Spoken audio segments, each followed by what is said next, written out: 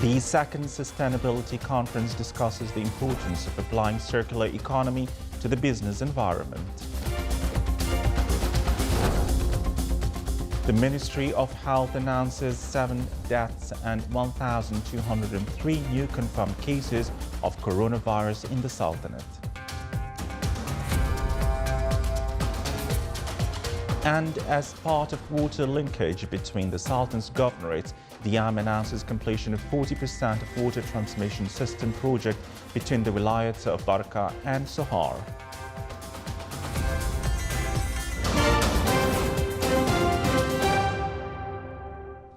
Those were the headlines, and now the news in detail.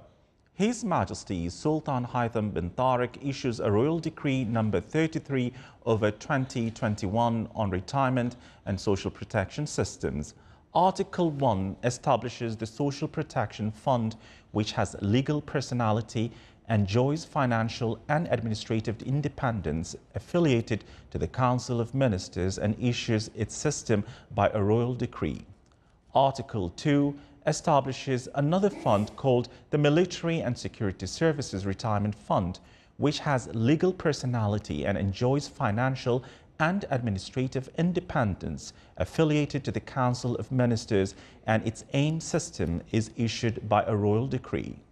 Article 3, a committee formed by a decision of the Council of Ministers shall supervise the development of the necessary controls and complete all procedures related to the assignment of tasks, functions, assets, rights, obligations, and financial receivables for each of the Civil Service Employees Retirement Fund, the Public Authority for Social Insurance, the Royal Guard of Oman Retirement Fund, the Royal Office Pension Fund, and the Internal Security Agency Retirement Fund, Sultan's Special Force Retirement Fund, Royal Court Staff Retirement Fund, Royal Oman Police Retirement Fund, the Ministry of Defence Retirement Fund, Central Bank of Oman Employees Retirement Fund, and Petroleum Development Oman Employees Retirement Fund, to the 2 funds stipulated in this decree, each according to the case.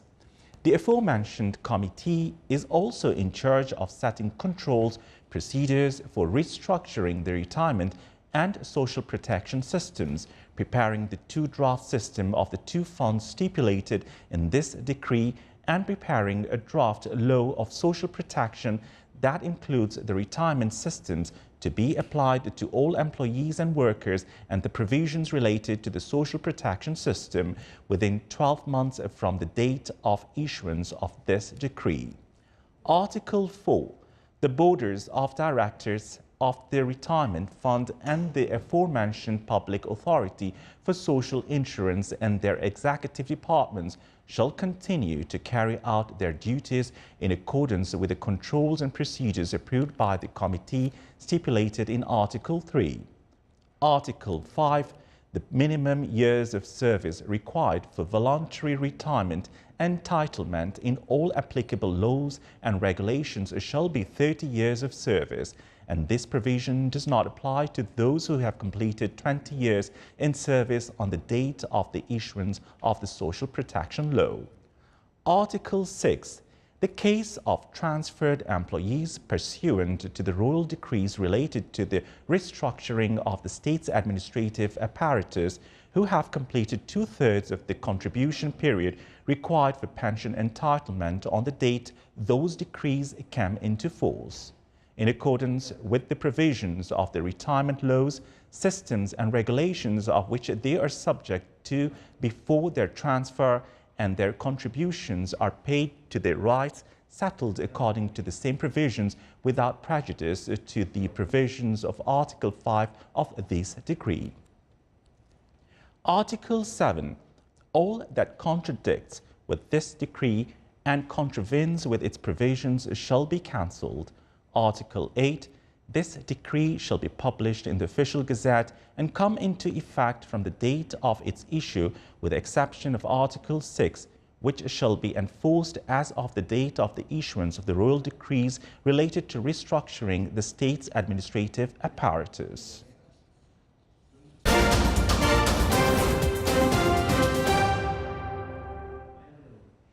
His Excellency Sayyid Ibrahim ibn Saeed al-Busaidi, Minister of State and Governor of Musandam, launched a PC culture development project for the finish in the floating cages in the Governorate of Musandam.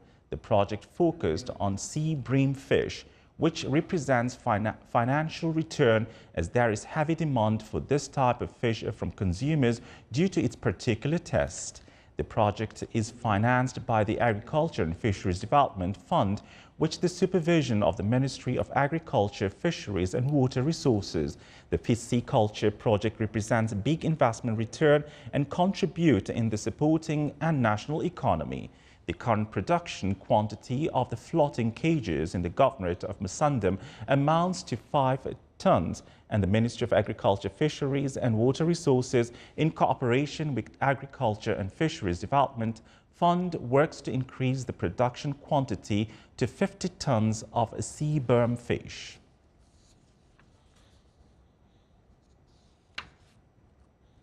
With the aim of consolidating the role of Oman Center for Governance and Sustainability in strengthening partnership between the public and private sectors, the second Sustainability Conference was virtually held today.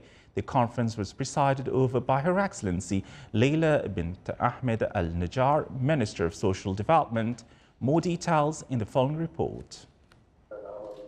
The second Sustainability Conference aims to introduce the green economy and its importance in preserving the environment, referring to the United Nations 2030 Sustainable Development Goals and their relevance to Vision 2040.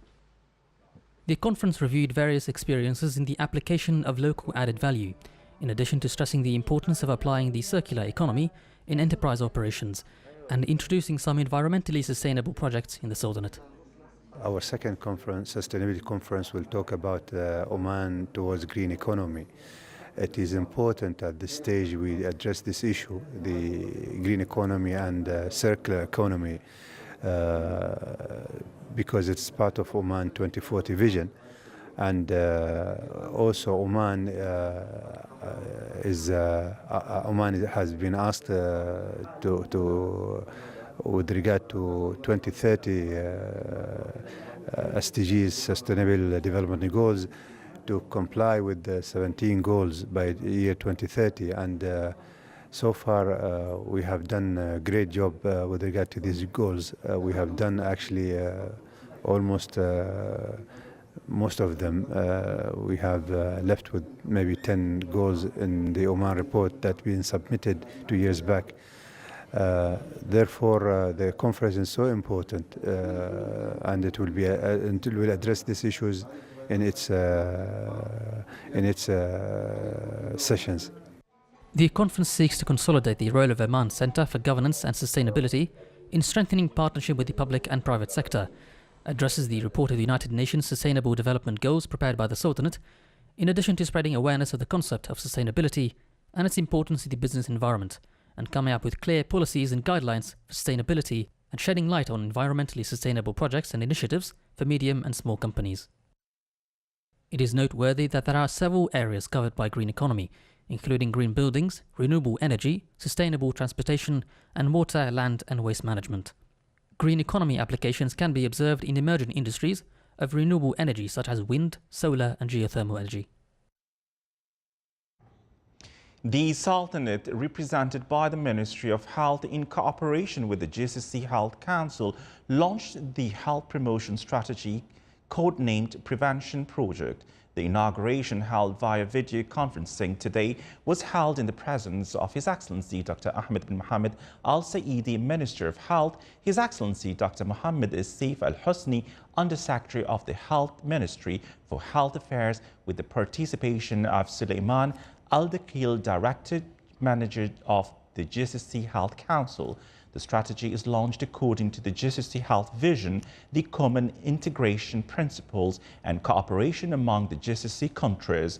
The prevention strategy is also adopted within Oman Health Vision 2050 and the 5-year Health Plan 2025. It aims at promoting primary health care.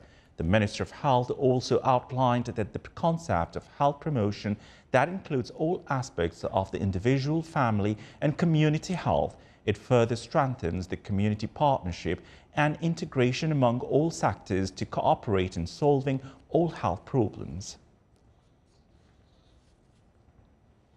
The Ministry of Health announced that 1,203 new cases of COVID-19 have been registered in the Sultanate, bringing the total number to 166,685 cases. The ministry also announced that 7 death cases are recorded today to reach 1,735. The total recovered cases reached 149,049, which is 89.4% of the total recovery rate. The ministry indicated that the total number of inpatients reached 632, among which 204 are in intensive care units. The Ministry of Transport, Communications and Information Technology announced that the first phase of dual carriageway of Adam Hamer within the road project of Adam Hamer Thamreit is soon to be completed. The first phase of the project is from the Wilaya of Adam to the Wilaya of Hamer. Around 230 kilometers of the project with its 3 phases was open for the traffic movement out of 317 kilometers. The Public Authority for Water Dam continues implementing the project of strengthening water transmission system between the wilayats of Barka and Sohar, as the accomplishment percentage of the project exceeded 40%. The project feeds all the wilayats of the governorates of North and South Batna, in addition to strengthening the linking between desalination plants in Al-Ghubra, Barka and Sohar. The project is considered one of the strategic projects that Diam implements and represents one of the main development pillars in the Sultanate.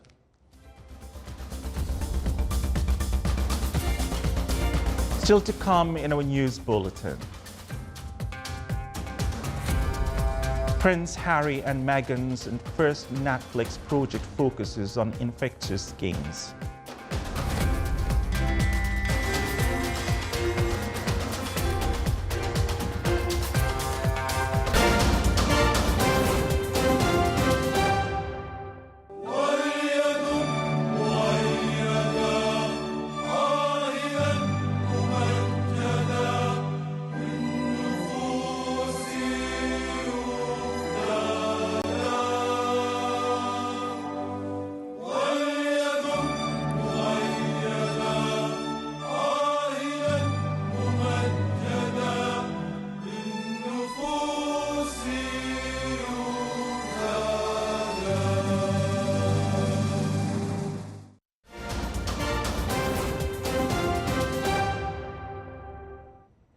Welcome back to the news from the Sultanate of Oman television. And now for the international world. Iran's atomic agency said today its stockpile of enriched uranium had reached 55 kilograms, a big increase which moves its nuclear program closer to weapons-grade enrichment levels. Atomic Energy Organization of Iran spokesman Behrouz Kamalvandi expressed hope of reaching 120 kilograms within 8 months from January. When Iran began the process, Kamalvadi's remarks came a day after officials from 5 world powers began a new effort to try to bring the United States back into the foundering 2015 nuclear deal. The meeting of Vienna of envoys from Russia, China, Germany, France, Britain and Iran came as the U.S. was due to start its own indirect talks with Iran. Tehran's move have been calculated to pressure the other nations in the deal to move to more crippling U.S. sanctions reimposed under Trump. Pakistan Prime Minister Imran Khan hosted Russia's Foreign Minister Sergei Lavrov for talks in Islamabad today. Lavrov's visit is the first by a Russian foreign minister in 9 years, part of warming in once frosty relations. It comes as Moscow seeks to increase its stature in the region, particularly in Afghanistan, where it has sought to inject itself a key player in accelerated efforts to find peaceful end to decades of war. India reported a record daily surge in new coronavirus cases for the second time in 4 days today, while New Delhi, Mumbai and dozens of other cities announced they are imposing curfews to try to slow the soaring infections. The rise of 115,736 coronavirus cases reported in the past 24 hours tops the 103,844 infections reported on Sunday. Experts say the surge, which is worse than last year's peak in mid-September, is due to be part of growing disregard for the social distancing and mask wearing in public spaces. Fatalities rose by 630 in the past 24 hours, the highest since November, driving the total death toll in the country to 166,177 since the pandemic began.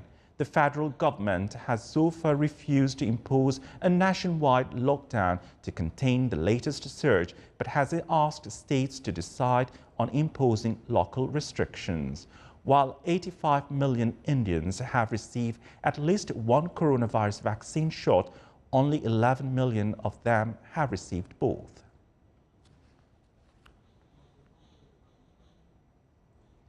Russian state TV showed today a medical train being used to give COVID-19 vaccinations to people living in remote parts in Siberia. Patients can get vaccinated as well as have a medical checkup, according to the academician Flyer Oglov, named in the honor of the well-known Soviet physician. The locomotive was expected to make over 100 stops in the Irkutsk region and in the Republic of Buryatia. Despite skepticism about Russia's hasty introduction to the Sputnik V vaccine, which was rolled out before it had completed late-stage trials, the vaccine appears to be safe and effective. With global shortage of COVID-19 vaccines, some experts say boosting the use of vaccines made by China and Russia could offer a quicker way to increase the global supply.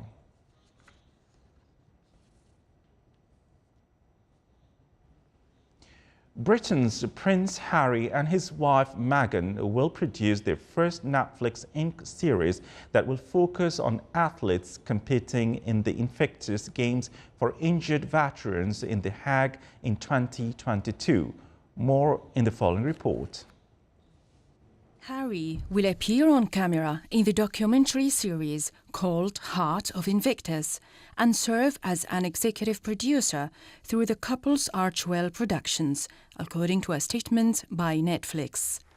The series will provide behind-the-scenes stories of athletes and organizers as they prepare for the event, which has been delayed until next spring due to the COVID-19 pandemic.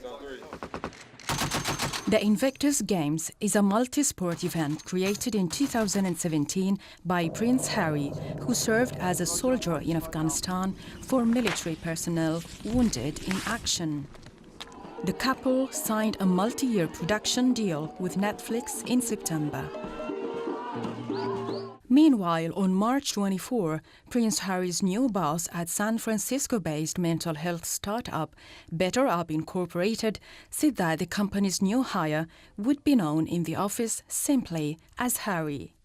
What we care about at Better Up is that folks have an authentic passion and enthusiasm for our mission, and they really share this, and they've done the work themselves, and they've been on this journey. So I would just say, first and foremost, what really impressed me was here's someone who we all grew up watching him grow up. He's had a storied life, and he's someone who's really invested in his own growth, development, and transformation.